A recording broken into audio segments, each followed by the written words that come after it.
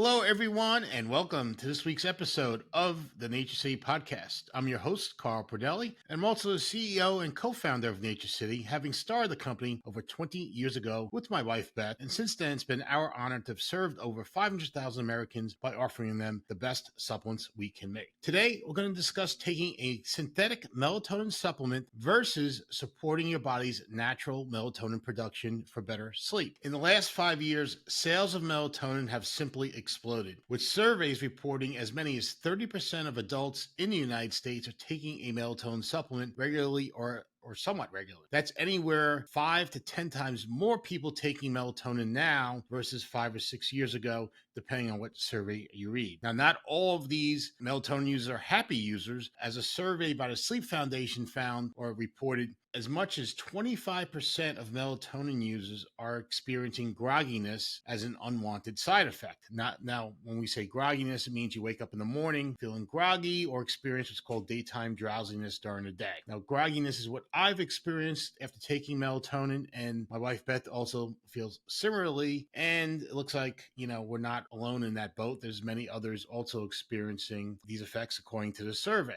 I have a friend who says when she takes melatonin, she wakes up feeling like she's been out drinking all night. Not what you want from a sleep supplement. And I'm going to share what I think is a better way to go, which is supporting your body's natural melatonin production. First, let's talk a little bit about melatonin and why I think so many people experience grogginess and why you should be careful when it comes to taking a melatonin supplement and the amount you take. Melatonin is a hormone produced by the body. It's different from taking a vitamin, probiotic, or even a plant extract. Your body produces small amounts of this hormone for a reason, so we must be careful about how much synthetic melatonin we take, or even if it's a good idea to take any synthetic melatonin supplements. It should be mentioned more that a melatonin supplement is meant to be taken occasionally, not regularly like many users do. This is definitely not something that's meant to be taken every night. So what does melatonin do? Melatonin plays a significant role in regulating the sleep-wake cycle, also called the circadian rhythm. In the evening hours, as it starts to get dark outside, a gland in your brain called the pineal gland starts to produce melatonin. And you start to get tired because this signals to your body that's getting close to sleep time. The melatonin levels continue to rise as you go to bed, usually peaking around 2 a.m. or 3 a.m. in the morning, and then your body stops producing and releasing melatonin, and levels start to decline during the rest of the night as it gets closer to wake time. Now, here's an important point. Daytime levels of melatonin in your body are barely detectable. Right? You want to be awake during the day and not sleepy, so it makes sense that there's very little melatonin around during the day. This is an important point, and we'll circle back to this fact in a moment. So how much melatonin does the body make and use during the night? It's a very small amount, only about 300 micrograms, which is about 0.3 of 1 milligram. So not much. When you're a kid, you produce a little more until you're mid-teens, and then it starts to level off a little bit as you kind of get to 18, 19, and pretty much stays that way till about age 35 or 40. After that, your body starts making a little less melatonin, pretty much like everything else that's good for your body. Those in that this age range know that what I'm talking about, right? So right off the bat, I'm thinking, all right, if our bodies only use about 0.3 of 1 milligram, 300 micrograms a night, and maybe we need an extra 100 micrograms or 200 micrograms to supplement what our bodies are naturally producing, why are people taking so much melatonin in these supplements? The Sleep Foundation survey that I mentioned found that on average, people are taking about 5 milligrams as a supplement. That's about 50 to 100 times the amount we said we need to supplement a moment ago. Many people are taking much more than that, taking 10 milligrams. I was in Costco last week, and I saw this pallet of these 10 milligram melatonin gummies or something, and I was just like, man, this just doesn't sound like a good idea, taking all this melatonin. Now, I'm realizing some doctors prescribe melatonin maybe for some other things, but I think the vast majority of users are just taking this thinking it's going to help them sleep better. And I recognize that these melatonin supplements have to be digested, and not all of that melatonin is going to be absorbed, but this is a lot of extra synthetic melatonin that our bodies have to deal with.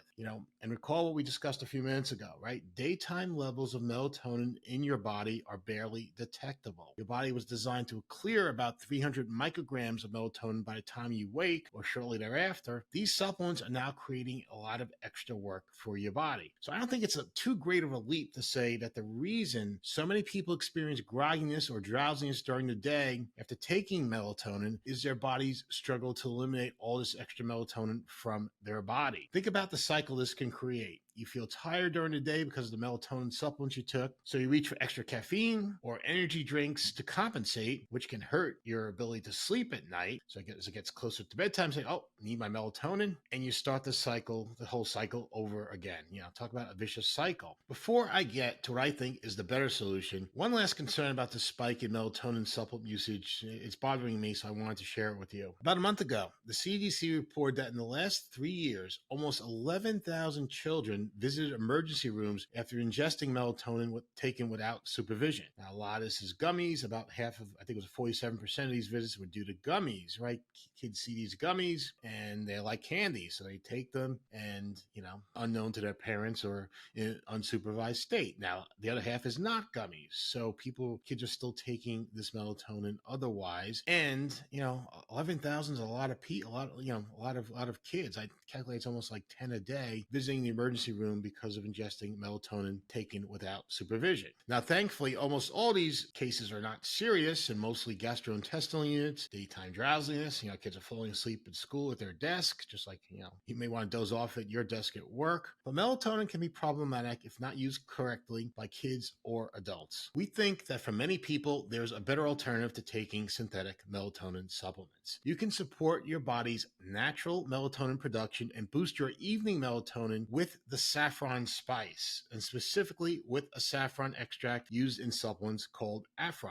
Affron is basically saffron without the S, capital A. If you're not familiar with saffron as a supplement, there's been a lot of research done over the last 15 years showing it can help you cope with stress better and promote better moods. Other compounds in saffron may help improve your vision and eye health, offering many important benefits. While conducting this research, it was noticed that some people appeared to be sleeping better. So scientists started doing dedicated placebo-controlled research studies on saffron and sleep. This is what the makers of the Affron saffron extract did. They found that just taking about 14 milligrams of their saffron resulted in better sleep quality, and users on average woke up feeling more alert and energized. Now, the question was, why is the saffron helping sleep, right? They thought maybe it was related to folks feeling less stressed, but to find out, they conducted a second study with the saffron extract. In this study, they also measured evening melatonin levels in participants. Interestingly, they found after 28 days, those taking the Affron saffron extract increased evening melatonin significantly compared to the placebo group. And like before, those taking saffron experienced better quality sleep on average, and importantly, they were in a better mood upon awakening, not groggy, which is what we want. So we know saffron can help improve sleep quality and works in part by increasing evening melatonin levels. The next question was, how does it increase melatonin production in the body? A recent study provided insight into this question. The Affron saffron extract helps the body produce enzymes that you use to convert the amino acid L-tryptophan into melatonin. That's the main way your body makes melatonin. It takes the tryptophan we get from diet and converts some of it to melatonin. You may hear a joke people say after Thanksgiving, why are they tired? Well, they eat too much turkey, which contains a lot of tryptophan. Well, this is why you may get sleepy after eating a lot of turkey, is a lot that gets converted into melatonin. We think using saffron to support your body's natural production of melatonin is a better way to go compared to taking synthetic melatonin supplements, which we know can cause grogginess or daytime drowsiness in many users. The bottom line is the delicate balance of the sleep-wake cycle, circadian rhythm, is best managed by the body. Your body knows how much melatonin it needs, and saffron can help support melatonin production so it's available when it's needed. We feature the Affron saffron extract discussed today in our True Z Z's supplement, along with 2 other complementary ingredients that work together nicely to help you fall asleep faster, sleep better, and